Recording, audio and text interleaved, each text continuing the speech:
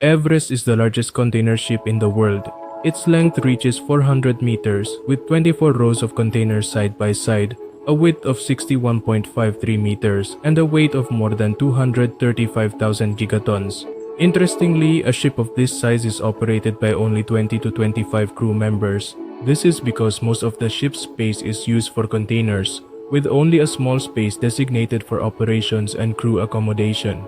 The crew works in 2 shifts, each lasting 4 hours over a 24-hour period. During that time, they operate and maintain the ship's engines, assist with navigation, prepare meals, and other tasks. The crew's schedule is quite tight and can be stressful, but often they also have time to relax on deck when the weather is clear. Unfortunately, some crew members do not have the opportunity to set foot where the ship docks because the time is so short.